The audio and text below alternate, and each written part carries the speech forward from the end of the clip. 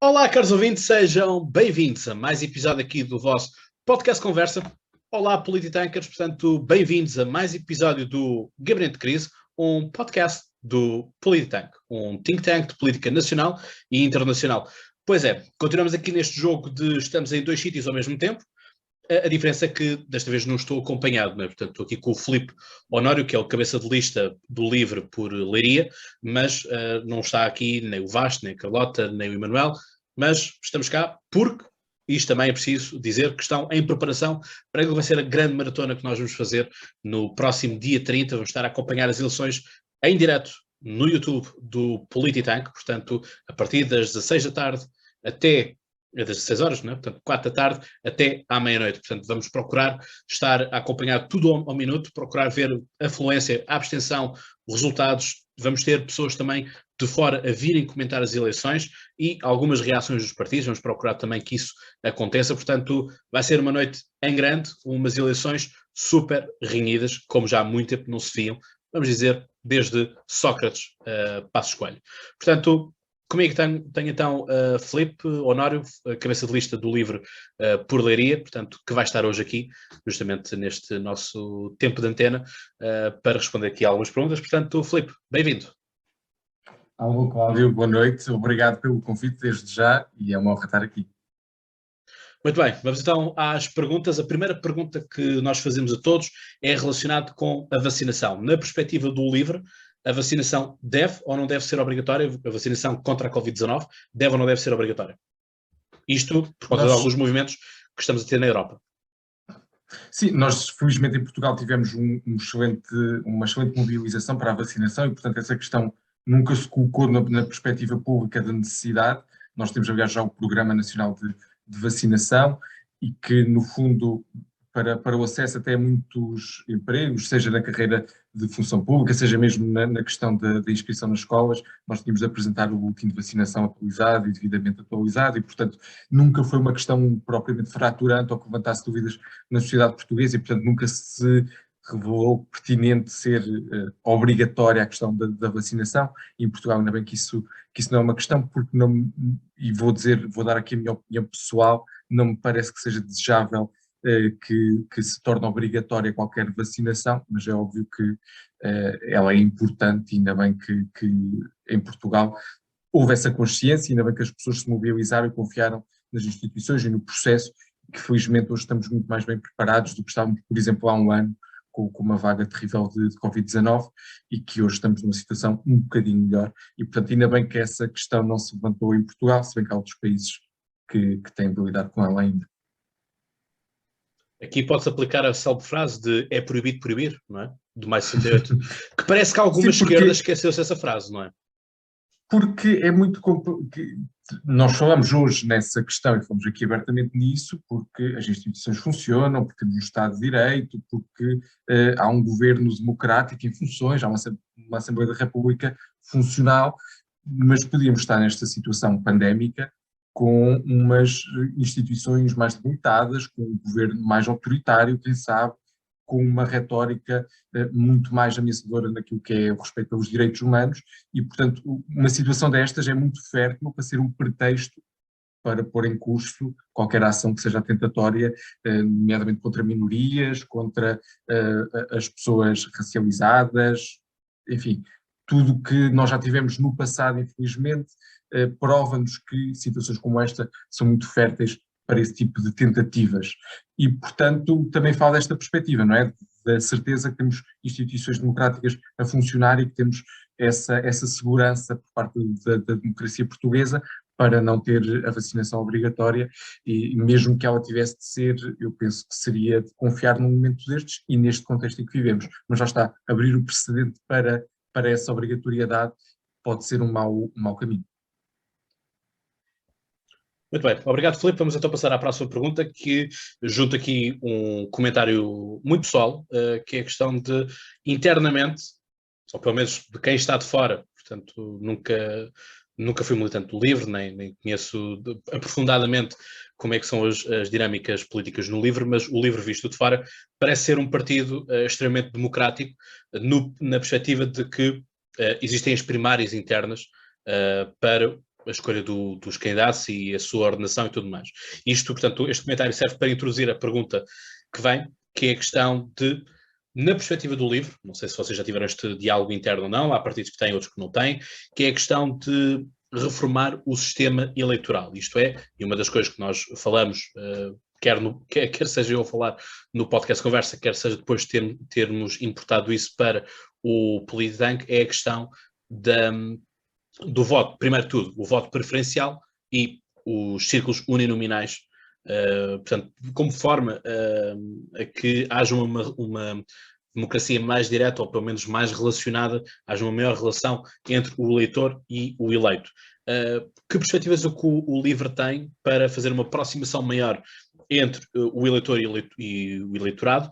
Porque a questão também que nós refletimos na nossa cimeira que tivemos em 27 e 28 de novembro em Almada, foi a questão de que, apesar de termos mais partidos, apesar de quase a cada círculo eleitoral aparece pelo menos um ou dois partidos diferentes, a abstenção não baixa. Portanto, não é por falta de oferta, não é? Portanto, quando vamos a uma gelataria e vemos ali vários sabores, às vezes ficamos na dúvida. A questão é que as pessoas nesta gelataria da República não entram sequer.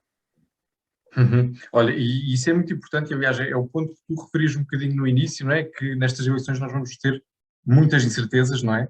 E, portanto, só vamos perceber bem os resultados no domingo. Mas há uma coisa que é certa, é que o nível da abstenção vai ser novamente elevado e vamos novamente ter responsáveis políticos a dizer que é preciso trabalhar sobre a abstenção, aproximar as pessoas e tudo mais, mas depois no dia a seguir já não se faz nada e passamos mais 4 anos, mais um ciclo eleitoral, sem fazer nada para mudar e para combater também essa abstenção. E isso acontece muito porque o sistema eleitoral que nós temos é perverso no sentido de não representar as pessoas de igual forma. Nós temos um caso paradigmático disso, por exemplo, Porto Alegre, ou tem um partido a ganhar todos os deputados do distrito, ou quanto muito vai um para o PS e outro para o PSD, porque é um distrito que só elege 2 deputados.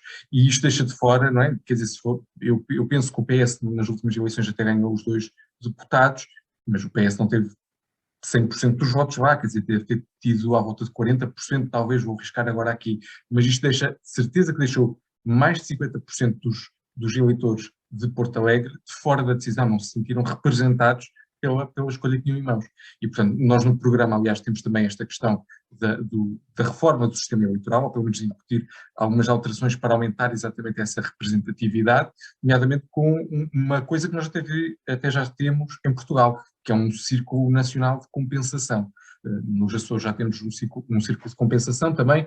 Aliás, foi assim que partidos, nas últimas eleições dos Açores, eu penso que tanto o PAN como a Iniciativa Liberal, eu penso que não estou em erro, eu penso que foram estes dois que só elegeram através desse círculo de compensação e, portanto, de outra forma, não teriam entrado no Parlamento Regional, apesar de terem um número de votos significativo, não é? Senão, de outra forma, não tinham eleito através desse círculo. E, portanto, isto é uma forma de compensar exatamente a dinâmica que temos, que nem sempre tem em conta todos os votos, e há sempre muito esta narrativa de que há votos desperdiçados a cada eleição, porque, na verdade, não servem propriamente para eleger deputados para a Assembleia da República. E uma forma de realmente aproximar as pessoas e de as mobilizar, quer dizer, quem não se veja em PS ou PSD vai sentir com muito menos vontade de ir a uma urna de voto, porque sabe que o seu voto não vai eleger propriamente ninguém. E, portanto, isto não é uma democracia funcional, nós temos de trabalhar sobre isso, e é por isso que temos esta proposta, apesar de, e como isto, portanto, para alterar o sistema eleitoral é preciso alterar também a Constituição, portanto, também estamos abertos a essa discussão do que é que poderia ser uma melhor forma de aumentar essa representatividade, mas essa é a nossa proposta. Aliás, já temos esse exemplo dos Açores e, portanto, para nós fazia todo o sentido um Círculo Nacional de Compensação. Mas a questão, ok, portanto, concordamos então aqui nos círculos uninominais e a compensação nacional? É isso? Na questão da compensação, no círculo da compensação, sim. Ok. E a questão, por exemplo, do voto preferencial, vamos supor, eu voto livre em Leiria, mas não quero que seja o Filipe a representar-me enquanto cabeça de lista e vou escolher o Manuel António, que por acaso é o último classificado, o último listado, vamos chamar assim. Sim, também temos essa dupla questão, não é? Tanto o Círculo Nacional como as listas semiabertas, ou seja, a possibilidade... À semelhança das vossas primárias. Exato, exato. No fundo, um voto preferencial que permita selecionar a preferência por uma outra pessoa, porque isso também ajuda que depois as decisões de muitos partidos são em círculos fechados, muito fechados, e portanto depois permite aos eleitores realmente escolher os deputados que os representam, e se calhar assim não tínhamos deputados como Sérgio Sousa Pinto na Assembleia da República, não sei, mas essa também é uma das propostas. Só assim por curiosidade, porque em específico o Sérgio Sousa Pinto? Eu duvido que o eleitorado do Partido Socialista se reveja em muitas posições do deputado Sérgio Sousa Pinto e de facto não se deverá rever, porque ele até já foi deputado não inscrito do PS e, portanto, acredito que as pessoas, principalmente em Lisboa, né, neste caso ele está nas listas do PS por Lisboa nestas eleições, acredito que tenham outras ofertas em que podem eleger melhores deputados e deputados que os sentem que representam muito mais no campo da esquerda do que propriamente um 10º qualquer coisa deputado como Sérgio Sousa Pinto. Portanto, punhamos o Sérgio Sousa Pinto no PSD e punhamos o Rio no PS. Trocámos de bancada. Bom, essa já não sei, o Rio no PS também já não sei. Não me parece, também não me parece, mas... A questão é um pouco essa, não é? Portanto, mas lá está, eu acho que o voto preferencial, para mim, o mais importante disto não é a questão do estrelato e tornarmos a política um reality show, como muitas vezes acontece. Aliás, vemos isso a acontecer, por exemplo, no Brasil. No Brasil temos muito esse estrelato, esse reality show da política, mas é a questão de eu poder dizer de que eu votei diretamente em ti e, portanto, eu quero que tu satisfaças a minha representatividade. Porque a questão aqui é esta, as pessoas votam, temos muito esta campanha, não é, de votar para primeiro-ministro, quando a pessoa que está em Porto Alegre não é o cabeça de lista, porque Porto Alegre, qualquer um dos partidos que vai ser primeiro-ministro. Portanto, a coisa é muito assim. Sim, e no limite, quer dizer, o primeiro-ministro nem tem de ser eleito propriamente, não há essa obrigatoriedade na lei. Como ao Nós sistema agora inglês. temos estas eleições e podemos ter um primeiro-ministro que não vem em nome do Parlamento, não é? Isso no limite pode acontecer. Poderia ser muito contestado, obviamente, pela legitimidade, mas isso até podia ser o caso. Enfim, nós temos de perceber que as pessoas têm de confiar no sistema e que os partidos não são acionistas do Parlamento, não é? Não é cada um tem uma percentagem, senão para isso dispensávamos os 230 deputados, e quer dizer, cada partido tinha uma percentagem e estava tudo feito. Não, aquelas pessoas e os representantes importam, não é? Eles estão lá porque são de um território, porque são responsabilizados pelas decisões que tomam, e isso também tem de ser tido em conta nessa questão das listas, pelo menos semi-abertas. Acho que isso faz todo sentido. Muito bem. Esta eleição é muito marcada a nível do discurso por uma bipolarização, ela já existe, mas uma bipolarização entre o futuro e voltar ao passado, e os fantasmas do passado.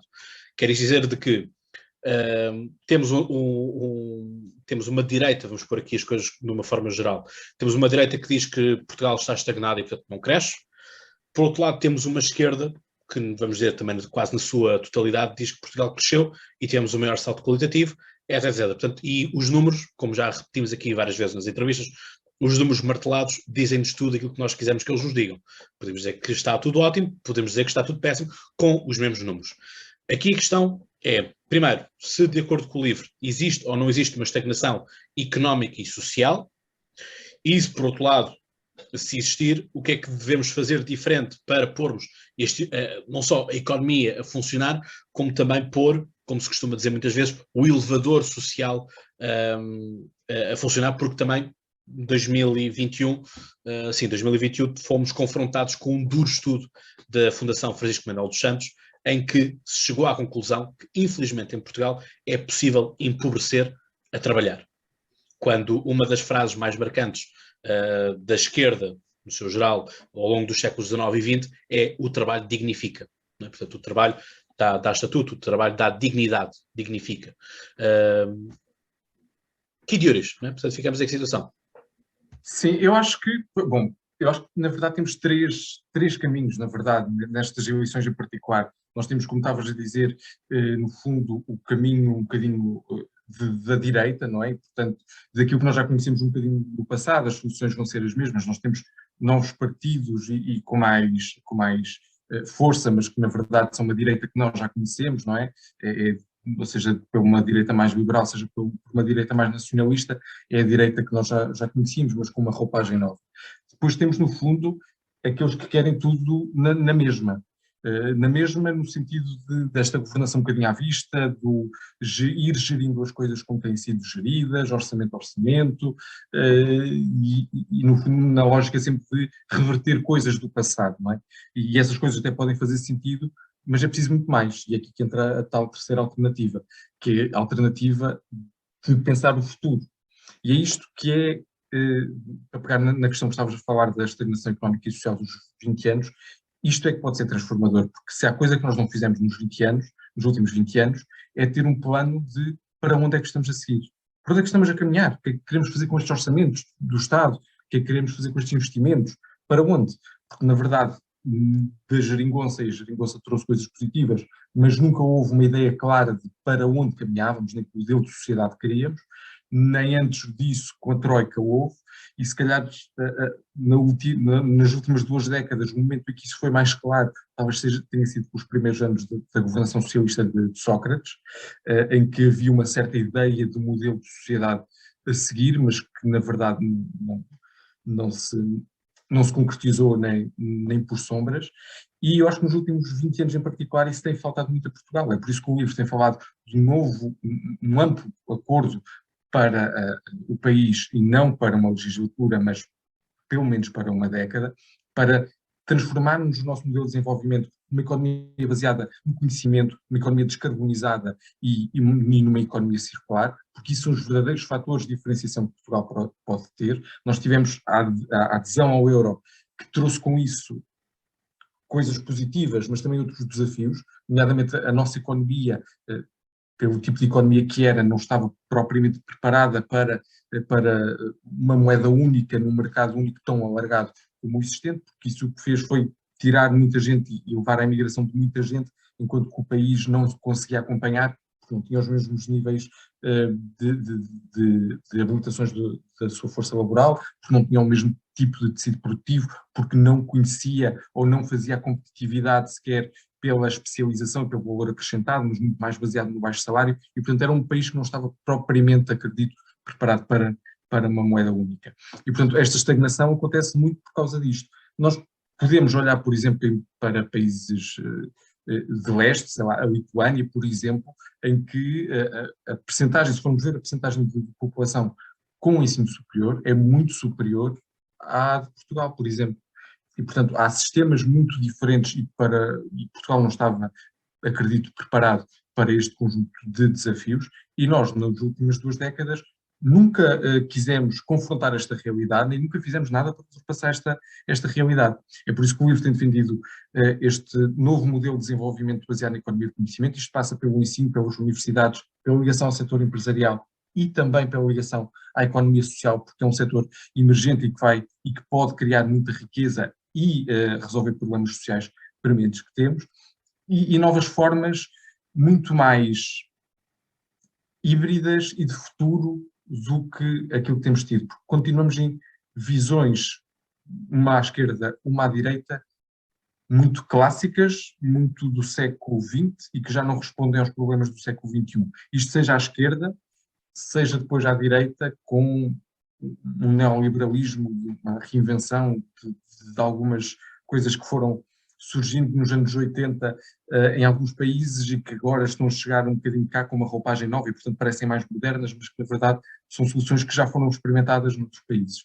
E estas 2 alternativas, ou estas 2 visões, já não têm propriamente lugar na sociedade de hoje, que é muito mais dinâmica das nossas vidas, porque nós já não trabalhamos da mesma forma que trabalhávamos há 30 anos, as nossas empresas já não trabalham da mesma forma, e nós temos de preparar o país para o futuro. E é isso que estamos hoje a discutir. Se não vamos, nas próximas eleições, continuar a discutir as mesmas coisas, se estivermos só a falar de rever ou reverter mais uma lei, ou pôr em prática mais um subsídio, isso não são os problemas prementes da sociedade. Há respostas urgentes, às quais temos de dar resposta, mas estes problemas estruturais e que são esse tal resultado de uma certa estagnação vão continuar e eu acredito que vão minar o nosso total potencial de Portugal.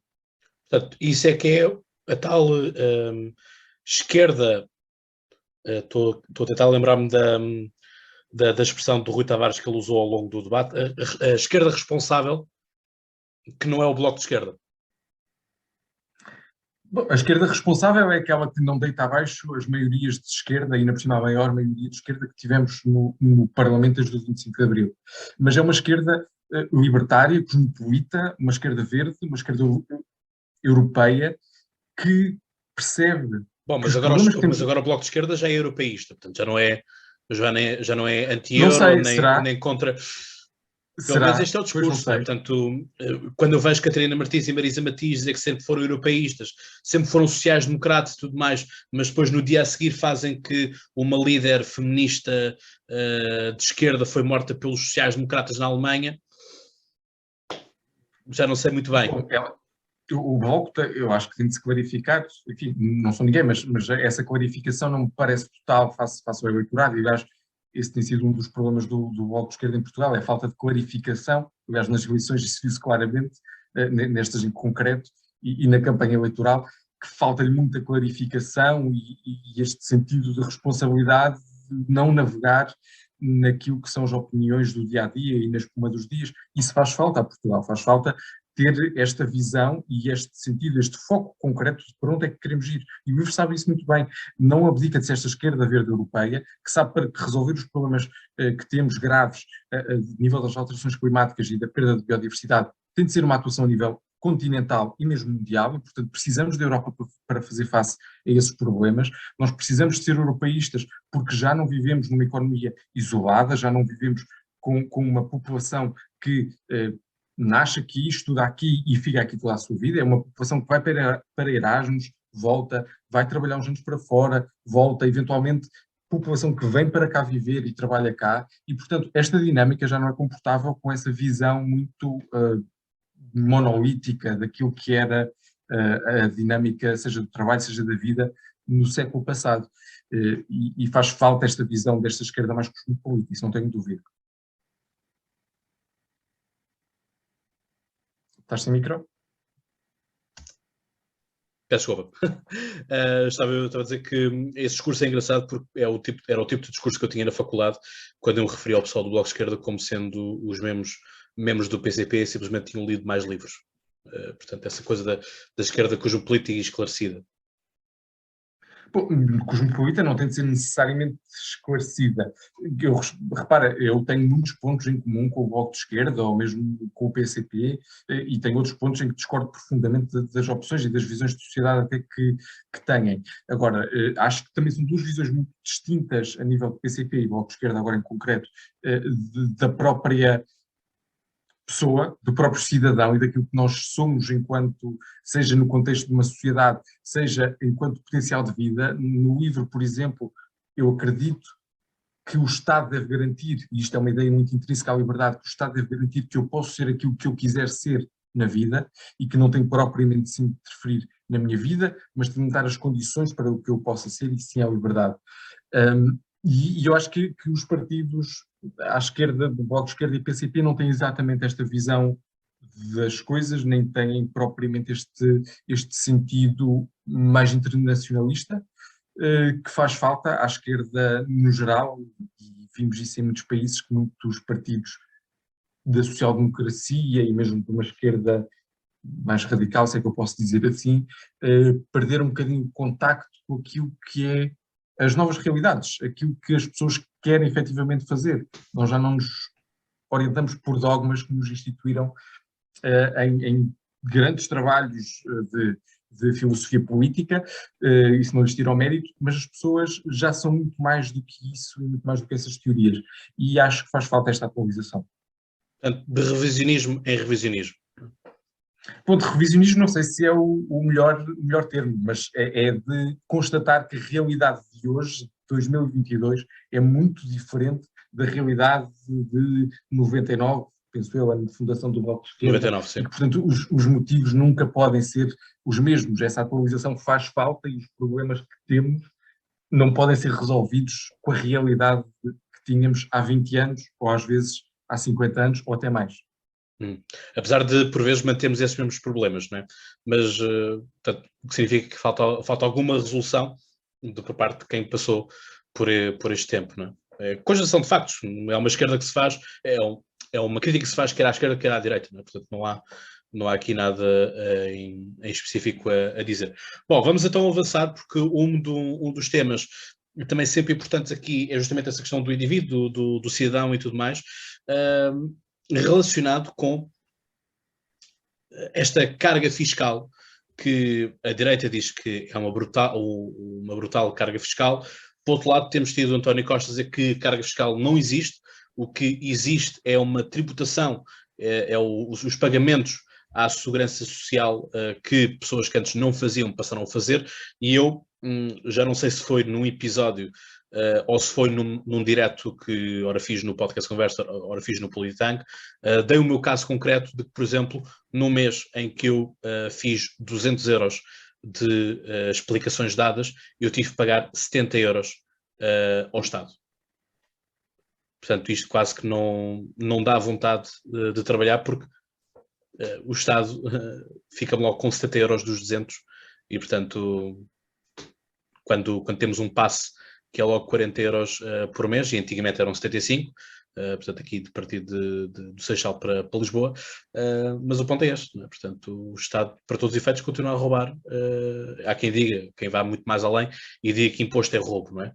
Mas a questão é, como é que nós fazemos esta alteração de paradigma? Ou seja, é aumentarmos per si o salário mínimo nacional e, portanto, deixamos a taxação como está, é baixarmos a taxação, é desmultiplicarmos os vários escalões de IRS, isentarmos até uma X-parte. Também temos, nestas eleições, criámos um grande debate sobre o que é ou não é a classe média, não é? Portanto... Sim, a questão é boa e dava-nos, na verdade, para só essa dava para uma hora de conversa. Porque a carga fiscal tem vários níveis e tem várias áreas onde ela se aplica, não é? Nós podemos dizer que para a pessoa, o cidadão médio, a carga fiscal é muito pesada, por exemplo. Eu não entendo que para uma grande empresa a carga fiscal seja elevada, por exemplo, em Portugal. Não me parece que isso seja o caso. Para um microempreendedor poderá ser uma carga fiscal elevada, concordo. Agora, para uma grande empresa não acho. E, portanto, é preciso ver onde é que estamos a falar. Em primeiro, para as pessoas, aquilo que importa a nível da carga fiscal para quem trabalha, no fundo. E também um bocadinho o que é que o LIVRE vê neste aspecto. O IRS, o Imposto sobre o Rendimento, tem de ser sempre progressivo, isso para nós não há dúvida, é uma questão de justiça social e que tem de deixar de fora as pessoas que menos rendimentos têm, e isso acontece. Nós temos a Segurança Social, que ainda assim leva 11% de qualquer ordenado, mas que é um imposto contributivo e, portanto, está lá, o trabalhador e o empregador contribuem para um fundo no qual, quando alguma coisa acontecer de mal, quando eu for despedido, quando eu tiver uma doença, quando, no caso do falecimento, enfim, portanto, a Segurança Social está lá para ajudar quem precisa naquele momento. Isso é uma grande conquista e foi uma grande conquista do Estado Social e eu acho que aí não podemos abdicar. Nós depois temos, eu já trabalhei muito com a iniciativa e na área do empreendedorismo, etc., e aquilo que eu mais sentia, a maior aflição de muitos empreendedores ou de pessoas que queriam começar negócios ou o que fosse, era no fundo esta necessidade de se multiplicarem em contabilistas, em administrativos, em advogados, muitas das vezes, e que isto os deixava sem tempo para fazer aquilo que deveriam estar a fazer e que faziam bem, que era a área de negócio ou o que fosse, enfim, o projeto da área social no qual estavam a trabalhar, o que fosse. E, portanto, é preciso, porque a carga fiscal tem sido um tema para as empresas, mas é preciso também um bocadinho olhar para os outros motivos que mesmo os empresários nos dizem que são problemáticos ou que impedem muitas vezes o crescimento das empresas, que são custos de contexto como a eletricidade, ou as infraestruturas a nível de transportes para escoar produtos, ou mesmo a nível de relação com o Estado, a burocracia e a problemática que é muitas das vezes lidar com os serviços de finanças. E, portanto, isto são tudo questões que nós devemos simplificar e aliviar às empresas, que não passam necessariamente por pôr em causa a receita que estamos a recolher para o Estado para os serviços públicos e que resolvem e, na verdade, podem aumentar a produtividade daquilo que é o nosso tecido empresarial. E é nesta burocracia e nas relações com o Estado que devemos atuar. Não faz sentido, por exemplo, eu também há tempos eu tinha aberto atividade, depois fechei, voltei a abrir e enganei-me simplesmente com um zero a mais e, portanto, já me estavam a pedir um IVA tipo de 500 euros ou coisa do género, quer dizer, foi toda uma atrapalhada para eu resolver aquilo com um engano tão simples como pôr um zero a mais num campo. Não aceito que um Estado mas, por exemplo, coloque deixa-me tantos... só acrescentar aqui outra coisa, que é, mesmo quando tu fechas atividade, tens de pagar o mês a seguir teres fechado a atividade, o que é ridículo, porque se já não tens aquele rendimento a entrar, a partir de, suponho que quem não recebe também não tem forma como pagar, não é? Obviamente que eu dei aqui o caso concreto das explicações, porque é um extra que eu faço, é uma coisa que eu gosto muito de fazer, extra, portanto, enquanto houver tempo, permite fazer isso. Não está, mas fecha-se a atividade, não faz sentido ter que pagar ainda mais uma vez no mês seguinte. Esta simplificação, portanto, eu estava a falar há pouco do IRS, no fundo, para os trabalhadores por conta de outra, e era essa, no fundo, a dimensão que eu estava a um bocadinho a dar, mas lá está, depois toda esta área de trabalhadores independentes, ou mesmo de quem tem outro tipo de rendimentos, é muito complicado esta relação seja as finanças, seja a segurança social, com o Estado, no fundo. Portanto, esta área tem de ser claramente simplificada e melhorada.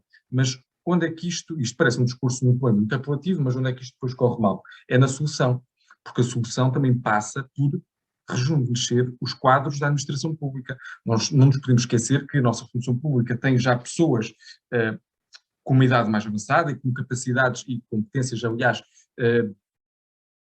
que já não estão tão atualizadas quanto isso, e nós não podemos exigir a um Estado que seja ágil, que seja digital, que seja simplificado, quando não lhes damos as ferramentas para isso. E, portanto, também é preciso, seja nesta área em particular da administração pública, seja depois nas áreas da educação, da saúde, etc., rejuvenescer quadros, porque isto é importante para atualizar, para melhorar a forma como o Estado funciona, mas não é muito simpática de estar a dizer, porque obviamente isto é entendido como mais gastos, aumentar o tamanho do Estado, etc, etc. Mas a verdade é que para ter uma administração pública mais ágil, nós precisamos de fazer esse investimento em pessoas, precisamos fazer esse investimento em processos e precisamos simplificar aquilo que é a relação com o Estado. É só para concluir aquele pensamento de há pouco, não se justifica, a meu ver, um cidadão ter de andar aqui a justificar para trás e para a frente e às vezes nem pode ser e-mails, tem de ser com um formulário próprio que está não sei aonde, coisas com a autoridade tributária. Não faz sentido este nível de complexidade a que chegamos. Estes processos têm de ser mais simples e mais perceptíveis para que qualquer pessoa também tenha um nível de estabilidade, porque aquilo que nós pensamos quando temos de abrir atividade ou o que seja, é a trabalhar que isto vai dar, vou ter de tirar uma manhã para resolver isto nas finanças. Quer dizer, isto não é aquilo que nós queremos para o nosso desenvolvimento, nem pode ser. Eu vou-te dar um caso muito simples que está aqui atrás. Portanto, esta é a moldura, para quem estiver no YouTube, é a nossa moldura dos estatutos do Polititank. Portanto, o Polititank constituiu-se como associação no dia 23 de novembro, e a questão é, temos que ter obrigatoriamente contabilidade organizada. Significa isto que, à cabeça, já estamos a entrar, começamos um ano e já estamos em dívida para com um contabilista. E a questão é que contabilistas para as associações é muito raro, é muito difícil encontrar abaixo de 1000 euros. É preciso quase um milagre, e nisso, por acaso, tivemos sorte. Agora, a questão é esta. Uma associação, portanto, alguém que quer ter uma iniciativa, como é o nosso caso, nós queremos estudar a política, queremos fazer sessões cidadãs, no sentido de juntar as pessoas, pensar, trazer produto enquanto conhecimento, como é óbvio, portanto, trazer esse tipo de coisas. E quer dizer, tínhamos logo que pagar 300 euros por causa do papel, tínhamos que pagar 75 euros para escolhermos o nome que nós queremos da nossa sessão, para não ser uma coisa escolhida ao calhas pelo computador e ser algo tão simples quanto triângulo azul, não é? Quer dizer, há uma burocracia enorme por parte do Estado naquilo que é simples vontade de ter alguma coisa, e nós, como associação juvenil, ainda vamos ter que fazer alguns requerimentos para termos alguns apoios e para que há a possibilidade desses 300 euros que nós pagamos serem devolvidos enquanto a sessão juvenil. Ou jovem. Mas tens que o ter. Pois, a questão é essa, não é? Portanto, e nós temos, porque os parâmetros são cumpridos. É ter 80% dos membros com idade inferior a 30 anos. E, portanto, isso é tranquilo, porque os nossos associados assim o são. Mas lá está, o problema está no processo burocrático que tudo isto aqui está envolto. E que, obviamente, faz com que se perca a vontade. Sim, acaba por as pessoas já não se querem sequer inserir no processo, porque nem sabem muitas vezes onde ir procurar exatamente a informação concreta, porque às vezes ela está dispersa e não é como se houvesse um manual de tudo o que fazer, e às vezes as próprias regras são algo dúbias, ou às vezes a própria linguagem é difícil de compreender todas as ramificações que alguma linguagem tem. E, portanto, isso acaba por prevenir ou por afastar as pessoas, seja da iniciativa associativa ou cooperativa, ou mesmo de empresarial, de quem quer ter novos projetos, ou de quem quer, enfim, ter uma vida que passe por esse tipo de iniciativas. E o Estado não pode ser uma barreira, deve ser até um promotor dessa atividade. Portanto, baixar os impostos? Baixar os impostos, bom, eu acho que faz falta baixar alguns impostos que são mais regressivos. Portanto, deixa-me ver se eu percebi. Nas empresas não se toca, pelo menos não fazer grandes alterações, mas sim nas pessoas, é isso? Aquilo que temos até, aliás, no programa é, por exemplo, uma taxa de carbono, exatamente para este objetivo da economia descarbonizada que queremos em Portugal. Também a questão de uma taxa sobre as transações financeiras, e esta deveria ser idealmente ao nível europeu. E depois queremos, obviamente, aliviar tudo aquilo que seja demasiado regressivo, e nomeadamente estamos a falar dos impostos ao consumo ou dos impostos indiretos, que são, porque com o IRS conseguimos garantir maior justiça social, ou seja, quem ganha menos paga menos, mas no fundo depois, se eu quero comprar um produto no supermercado com IVA de 21% ou de 23%, já não consigo fazer essa distinção entre pessoas. E, portanto, idealmente o que deve baixar é os impostos indiretos, isto para as pessoas, para o indivíduo. Mas a nível ao nível empresarial, não nos faz sentido, por exemplo, como alguns partidos ambientalistas defendem, de baixar o IRC para 17%, e isso na prática significa que empresas como a Galp, que têm tido até projetos muito com impacto ambiental significativo, acabam por contribuir menos para aquilo que precisamos de investir na transição energética e no combate às alterações climáticas. E, portanto, isso para nós não nos faz grande sentido, até porque não afeta aquilo que é o tecido empresarial mais significativo em Portugal, das pequenas e médias empresas, que não pagam, portanto, a taxa total, em muitos dos casos, de IRC, não afeta propriamente aqueles que estão a iniciar negócios e a começar investimentos, e, portanto, não nos faz tanto sentido atuar aí.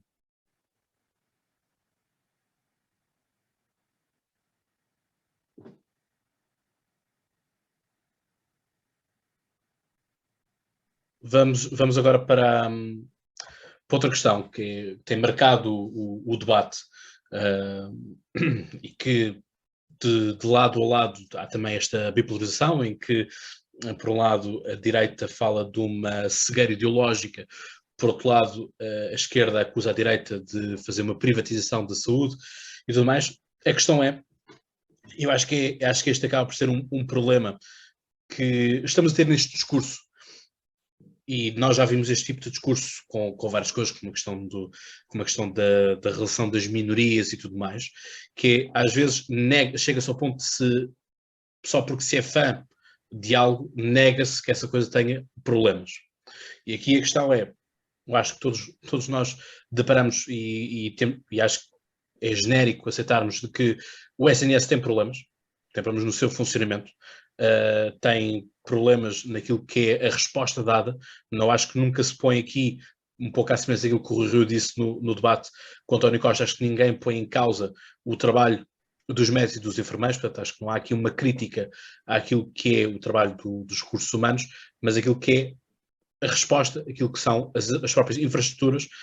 Eu não me recordo de ver num só ano tantas demissões de quadros, dos hospitais. Alguns depois voltam a ser reintegrados, outras, portanto, faz sempre assim uma atrapalhada qualquer e as coisas acabam por ficar na mesma, mas fez-se alarido e foi-se para a televisão ter alguns segundos na caixa mágica. Agora, aqui a questão é, qual é que tem que ser a solução em relação ao SNS? Porque, por um lado, temos uma esquerda que nos aponta o caminho para mais dinheiro em cima do problema, ao passo que temos uma direita que é do estilo deixem e deem algum trabalho também aos privados e, portanto, os tais sistemas mistos, tais ADSEs para todos, que nós vamos olhando para isto. Da parte do LIVRE, qual é que é a esquerda responsável, o que é que tem a dizer sobre isto?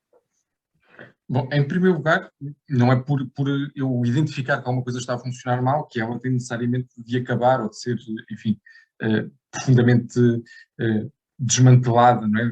Por achar que a União Europeia tem vários problemas e vários erros, não quer dizer que eu não seja, que eu não acredito no projeto de construção europeia. Aquilo que nós vimos com o SNS é um problema estrutural e antes da pandemia ele já se verificava, que é a questão da suborçamentação do SNS, e esse mantém-se. Portanto, para acabar com a suborçamentação, temos mesmo de deixar de suborçamentar, ou seja, temos de ter mais dinheiro disponível para a saúde, e isso pode-se fazer com mais recolha de impostos, com o combate à evasão fiscal, com o combate à corrupção e recolher mais receita fiscal para financiar a saúde, que é tão importante. Aquilo que é a grande vitória do SNS é a questão de ser uma rede alargadíssima de serviços de saúde. O que é que isto quer dizer? Isto se calhar para a direita liberal quer dizer ganhos de escala. Porque nós, com serviços privados de saúde, e retalhar a saúde, e em particular o SNS, aquilo que vamos criar vai ser a longo prazo, muito menos qualidade na prestação do próprio serviço de saúde, e vamos tirar a capacidade de responder, por exemplo, a situações como a pandémica, disso não tenho dúvidas. Porque aquilo que nós temos, por exemplo, com a rede de cuidados continuados, é, a nível nacional, uma grande capacidade instalada de responder a toda a gente que necessita este tipo de cuidados. E o que é que isto significa? É ter, a nível nacional, os meios, recursos, seja humanos, seja a nível de infraestrutura, tudo o que possamos imaginar, capazes de servir toda a gente. E esta tem sido um bocadinho a discussão, tanto na saúde como na educação, a meu ver, profundamente errada por parte de uma direita liberal. A ideia de que o privado, neste momento, está a prestar um serviço mais rápido ou está a prestar um serviço melhor, na perspectiva de ser mais, portanto, de dar mais atenção ao doente ou de lhe resolver o problema em menos tempo, e, portanto, o que temos de fazer é mandar toda a gente para o serviço privado. A questão é que o privado, por exemplo, na educação, o privado não tem de aceitar toda a gente. Na saúde, por exemplo, quem tem a posse para isso, e são muito menos, vão para serviços privados e não têm a pressão que tem um SNS, e eu não tenho dúvidas que num contexto de uma saúde, e em particular de um SNS mais desmantelado, no fundo aquilo que a proposta da direita, no fundo vai nesse sentido, vamos ter a longo prazo muito mais problemas em lidar com problemas graves de saúde. Estou a falar de problemas, por exemplo, oncológicos, ou de outros problemas muito mais específicos, em que a prevenção na saúde por si só não vai ser bastante para resolver problemas graves, estou a falar mesmo de tratamento de doenças, em que esses serviços de saúde não vão ter a capacidade para resolver, que vão encarecer, e quem tiver o azar de ter estes problemas de saúde vai ter muito mais problemas na sua vida se não tivermos um SNS que não diz, na prática, não a ninguém. E esta é a grande vantagem de ter um SNS. É uma capacidade instalada no país para cuidados de saúde e que são imensos. Às vezes nós não temos noção da quantidade e da especificidade de serviços que temos no Serviço Nacional de Saúde, mas eles são muito específicos e a verdade é que alguns só são viáveis porque têm esta escala nacional. E é esta a grande vantagem do SNS, e que eu acho que enfim, já tivemos alguns empresários da área da saúde a dizer que a saúde é exatamente dos melhores negócios que existem, e eu acredito que seja. Mas, à custa da saúde, vamos deixar pessoas muito mais inseguras, muito mais frágeis em relação àquilo que pode ser os seus problemas de saúde no futuro, e com muito menos capacidade para resolver os problemas de saúde da população. E isso é um projeto no qual o LIVRE não alinha de todo com os projetos mais liberalizantes.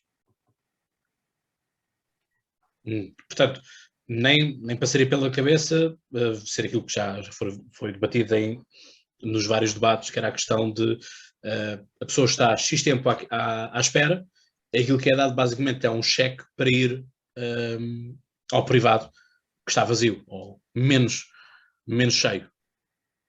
Não, o que nós precisamos é que esse cheque seja investido no Serviço Nacional de Saúde para que as pessoas estejam menos tempo à espera. Nós precisamos, por exemplo, ter menos gente nas filas de espera para cirurgias, etc., consultas, etc. E como é que isso faz? Com maior prevenção na doença. E, por exemplo, qual tem sido temos mais problemas para essas questões? É, por exemplo, aquelas forças políticas que, até de uma perspectiva social, validaram alguns cuidados das homeopatias e das medicinas alternativas e, portanto, lhe deram uma certa validação social, e as pessoas acabam por optar por essas alternativas. Não podemos esquecer que Portugal até é dos países com maior taxa de despesas pagas do bolso, mesmo com o SNS que temos, e em vez de validarmos essas alternativas, que muitas das vezes as pessoas vão lá e passam mais tempo e adiam problemas de saúde graves, e só depois, mais tarde, numa situação muito mais avançada de doenças, é que recorrem ao SNS, isso é que torna, isso é que esgota muito mais facilmente a capacidade de resposta do SNS.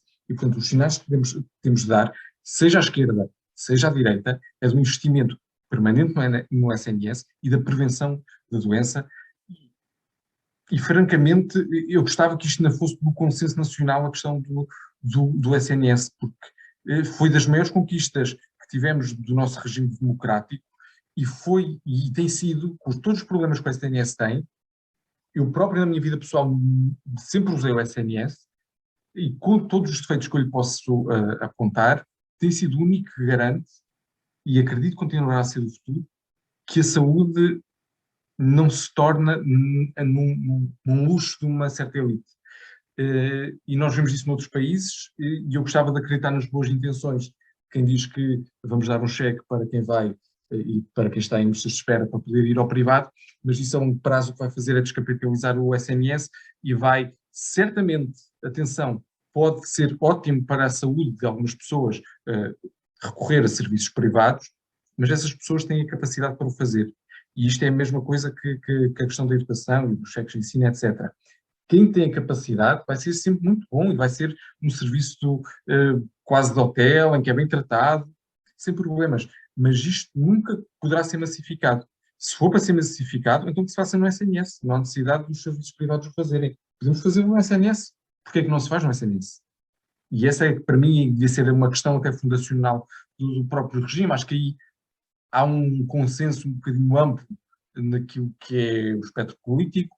Agora estamos com essa deriva mais liberal e muito mais vocal em termos liberais, mas eu espero que não seja, que não vá alterar profundamente a evolução do SNS. Muito bem, é algo que vamos ter que estar todos nós vigilantes, não é? Portanto, como se costuma dizer, de boas intenções está o inferno cheio, não é? Portanto, a questão é que no inferno certamente estarão tantas pessoas de esquerda quanto as de direita. Vamos andar aqui para outro ponto, que é, já falámos aqui de cosmopolitismo, já falámos aqui de uma esquerda europeísta, ecologista e tudo mais, e depois vamos para a nossa penúltima pergunta, que é justamente a questão da Europa. Portanto, qual é que deve ser a relação que Portugal deve ter com a Europa, no sentido de mantemos uma tese unionista, em que temos um mercado comum, temos umas leis comuns, mas depois cada um por si, ou por um lado vamos caminhando por um caminho federal, e não raros são os exemplos em que temos a União Europeia a imiscuir-se naquilo que é a vontade popular para todos os efeitos, e vamos aqui a casos concretos, Polónia e Hungria, é? Em que temos uma população a responder de uma forma que Bruxelas não acha muita piada, e portanto vai-se fazendo vários tipos de ações, boas ou más, uns dirão que são excelentes, outros dirão que são péssimas. Para mim, o ponto aqui é, em cada país devem mandar as suas populações, porque senão vamos voltar ao mesmo clima da Guerra Fria, em que tínhamos grupos financiados ora pela América, ora pela União Soviética, e depois a vontade popular não era colocado. Eu acho que aquilo que o mais importante é necessário fazer é ouvir a população. Porque a democracia é isto. A democracia temos que aceitar muitas vezes escolhas más de quem efetivamente vota. Né? Portanto, a questão é esta. Portanto, esta é a pergunta que eu tenho para te colocar, Filipe, que é o que é que Portugal qual deve ser a relação de Portugal com isto, até porque nós vimos no debate entre a Catarina Martins e o Rui Tavares, que neste campo da esquerda, o Bloco de Esquerda claramente não percebe muito daquilo que são as instituições europeias e daquilo que são as bases dos tratados, e como o próprio Rui Tavares disse, não se pode dos pilares da União Europeia escolher uns que nós queremos manter e outros que queremos prescindir. Isto, obviamente, para falarmos daquela questão dos refugiados e dos tratados que a União Europeia tem com a Turquia, de que não é bem a União Europeia que tem um tratado com a Turquia, mas sim os próprios países que são signatários e que não são vinculativos, e, portanto, qualquer país pode ir saindo, já não me recordo qual é que era o acordo que o Rui Tavares estava a falar em concreto, mas é isso, portanto, quem viu o debate, e certamente vamos ter pessoas aqui do livro a assistir maioritariamente a este episódio, certamente recordam este momento do debate que eu estou a referir. Portanto, qual a visão? Sim, em primeiro lugar, não esqueça que a União Europeia é uma união de Estados neste momento. Portanto, a União Europeia será sempre aquilo que os Estados queiram que ela seja. Isto vai ser importante, já vou, se calhar, aprofundar isso um bocadinho à frente. E depois, o que Portugal precisa ter em relação à União Europeia é realmente uma posição. Porque não se discute, a Europa não se discute a União Europeia, aliás, até se acha que em eleições legislativas nem faz muito sentido discutir essas coisas, como se na Assembleia da República não tivéssemos uma comissão exatamente sobre assuntos permanentes, sobre assuntos europeus, desculpa, e no qual estão deputados, não é, que vão sair agora eleitos e vão para essa própria comissão tratar de assuntos europeus e passam, obviamente, por questões da União Europeia. E depois nós temos de ter esta visão sobre a União Europeia, que neste momento, goste se não se goste, ela é uma união de Estados. E, portanto, os Estados têm neste momento, os Estados representados pelos seus respectivos, seja governos, seja o chefe de Estado, estou a falar em particular do Conselho Europeu, têm o poder de decidir maioritariamente o rumo da União Europeia. Temos uma Comissão Europeia, por exemplo, nem o seu presidente é propriamente, enfim, eleito, não é? Nós tivemos uma tentativa de um processo um bocadinho mais alargado das pessoas escrutinarem quem seria o presidente ou a presidente da Comissão Europeia, mas até isso foi um bocadinho ultrapassado por algumas forças políticas a nível europeu. E depois temos um Parlamento Europeu que é, no fundo, o único órgão diretamente eleito por todos os europeus, mas que depois nem sequer tem iniciativa legislativa e, portanto, também tem os seus poderes muito limitados. E o que é que isto nos traz? Traz-nos uma União Europeia que não tem ainda sequer os mecanismos para se precaver de situações como esta, que não foi claramente prevista, ter dois Estados, neste caso Hungria e Polónia, em derivas autoritárias, e que até têm o apoio, ou pelo menos a benevolência, de até mais países, e que não se consegue ter uma decisão final daquilo que é o incumprimento, eu creio, de valores fundacionais da União Europeia, nomeadamente da violação do Estado de Direito e do respeito pelas pessoas, das minorias LGBT, dos refugiados, etc. E, portanto, a União Europeia, acredito que o LIVRE, eu tenho uma visão mais federalista daquilo que deve ser a União Europeia, o LIVRE caminha para a construção de uma democracia europeia, porque já temos várias instituições e vários mecanismos criados, e o que falta é pô-los exatamente à disposição das pessoas com a vontade popular.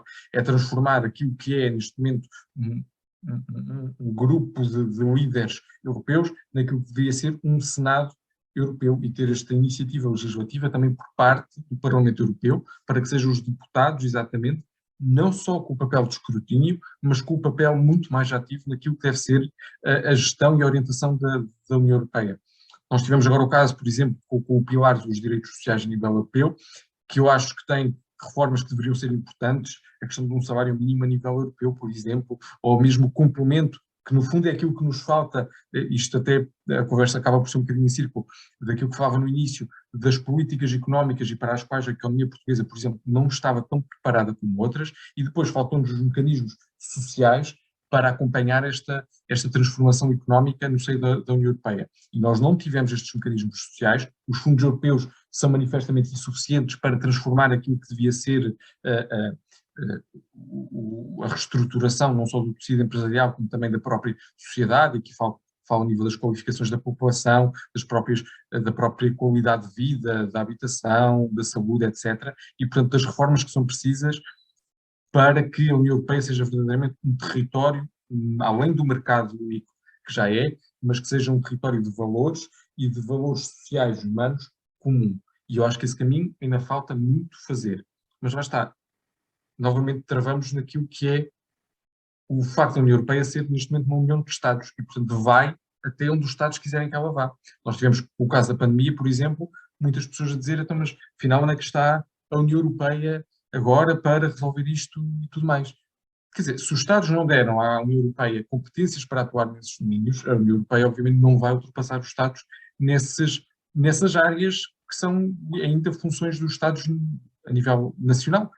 E, portanto, quando queremos que a União Europeia, ou queremos que a União Europeia seja realmente uma grande democracia, com tudo o que isso significa ao nível das nossas áreas da vida, no trabalho, na educação, na saúde, ou queremos que ela continue a ser uma Europa intergovernamental, em que são os governos nacionais de cada país, aí gerindo algumas valências daquilo que é a nossa vida comum.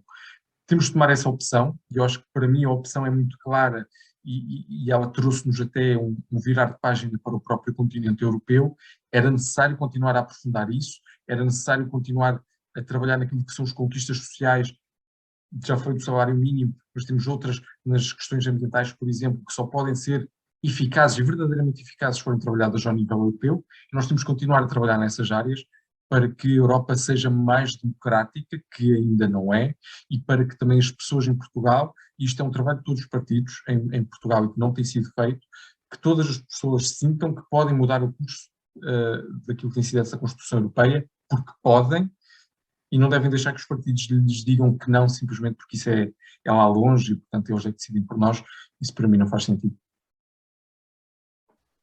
Vamos para a última pergunta, que é a pergunta que é sempre um pouco complicado de se fazer pelo simples em que partimos sempre do pressuposto de que o partido vence as eleições ou que faz parte de uma solução governativa, portanto, vamos acreditar que pelo menos Rui Tavares é eleito e, portanto, ajuda a fazer a tal eco-geringonça que ele tanto falou, portanto, estou a usar aqui uma expressão não alienígena, que é a questão de o que é mais urgente fazer, ou seja, já estamos no dia 31, as eleições aconteceram, portanto vamos formar governo, vamos eleger Presidente da Assembleia da República, etc, etc. E, portanto, quais são os desafios mais importantes, quais são as coisas mais urgentes de tratar? Bom, quando isso acontecer, já vamos estar a entrar em fevereiro. Não podemos esquecer que estamos em duodécimos e que estamos a viver um conjunto de crises, a crise pandémica, uma crise ambiental e também uma crise social, e que precisam das respostas urgentes. E, portanto, a primeira coisa é dar, finalmente, um orçamento do Estado ao país para que o país possa enfrentar este ano e fazer face àqueles que são os problemas mais prementes das pessoas. E depois, em segundo lugar, e isto realmente é o círculo completo, porque é aquilo que falava no início, nós precisamos da tal agenda para o desenvolvimento de Portugal. Nós precisamos de um acordo que nem seja necessariamente só para os 4 anos, mas que até vá além disso, da tal visão de futuro que queremos, do modelo de desenvolvimento baseado na tal economia do conhecimento descarbonizada e circular, que finalmente dê um rumo para Portugal, onde é que nós queremos investir o nosso dinheiro, onde é que nós achamos que faz sentido ter um Estado que seja regulador e atuante, onde é que faz sentido ter e fazer valer aquilo que são os direitos sociais humanos que nós tanto precisamos para os avanços que tivemos nos últimos anos, para voltar a dignificar toda a gente, e só o podemos fazer através do trabalho em áreas essenciais do Estado, da saúde, da educação, etc., que façam e que reconheçam todas as pessoas por igual, e este trabalho é muito importante, e temos de ter, principalmente, uma agenda que nos tire da armadilha dos baixos salários, porque isso tem sido sempre o tal entrave para a tal estagnação social e económica que falámos, e isto não se faz só com o aumento do salário mínimo, embora isso seja importante porque o salário mínimo atual não é um salário digno. Nós temos de puxar pelos salários e também não basta puxar por eles retirando impostos, porque nós podíamos até pagar um IRS zero e em muitos dos casos os ordenados brutos que recebemos não são suficientes para ter essas tais condições dignas de vida. Nós temos que puxar pelos salários através de um modelo de economia diferente e essa tal agenda que nós temos de ter para incutir mais conhecimento, mais inovação no próprio setor produtivo e na economia social, e isso é que vai fazer puxar pelos salários. E isto não é só para os empregos atrás do computador e sentados na secretária, isto é desde a agricultura à gestão florestal até ao setor dos serviços, é a própria indústria que pode ser e pode aproveitar. Nós temos uma indústria muito desatualizada naquilo que é os seus processos de trabalho e, portanto, menos produtiva. Quando falamos tanto em produtividade, ela muitas das vezes estruturante da própria indústria e já nem tanto do fator de mais ou menos horas de trabalho. E, portanto, nós precisamos deste pacto de desenvolvimento para atuar em todas estas áreas, para que finalmente possamos sair da tal estagnação, sair dessa armadilha de salários baixos e dar um propósito e um sentido de futuro às pessoas. Eu acho que isso é muito importante. O saber para onde caminhamos, saber o que é que queremos para Portugal a longo prazo é muito importante, até porque quando temos eleições antecipadas e muita gente não percebe bem para quê, nem percebe para que é que vai estar novamente a votar, se provavelmente uns vão ganhar mais uns votos, outros vão perder alguns, mas no essencial a coisa não varia assim tanto, é importante dar este sentido de foco às pessoas. Para que é que vão outra vez às urnas? Para que é que vão outra vez votar? É para este tal modelo e para esta agenda que é das coisas que temos de trabalhar assim que a nova Assembleia da República estiver constituída, e é das coisas que devíamos ter até o próximo 25 de Abril. Nós estamos quase a fazer tanto tempo de democracia como aquele que tivemos de ditadura, e é a altura de termos um novo impulso democrático para Portugal. Muito bem.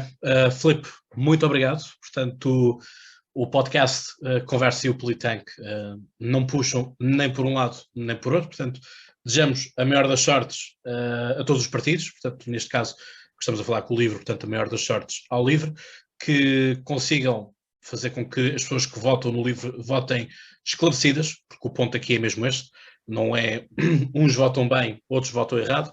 Para mim, o que é mais importante é no dia 30 depositar um voto e depois no dia, vamos supor, 28 de fevereiro, portanto, passado um mês, nem isso, as pessoas ficarem surpresas de, afinal foi por isto que eu votei, não era isto que eu estava a pensar, não é? E a questão é muito esta, portanto, aquilo que nós desejamos é que toda a gente vote esclarecida, à esquerda, à direita, ao centro, ao liberal, o que quer que seja, façam-no por aí. E, portanto, nós, já sabem, nós no dia 30 cá estamos nós para não contar os votos. Vamos ter elementos do Politank que vão estar nas mesas de voto, por acaso, mas nós não vamos estar a contar os votos, e isto para nós é muito importante, estamos aqui a analisar e ver, ao fim e ao cabo, o que é que vão ser estes próximos 4 anos de Portugal. Filipe, obrigado por ter estado aqui a conversar connosco e, portanto, até uma próxima, sempre que desejares. E que seja também oportuno. Aquilo que me resta apenas a dizer é que este é então o último episódio desta série com os debates dos partidos. Convidámos todos, aqueles que aceitaram estiveram cá, aqueles que não aceitaram, obviamente, não estiveram cá. E, portanto, se estás no Gabinete de Crise, já sabes, até lá, pensa muito e boas crises. Se, por outro lado, estás no Podcast Conversa, como eu digo, e tu já sabes, então, mais de cor, até lá tem boas conversas. E já agora, dia 30, vota. Um abraço.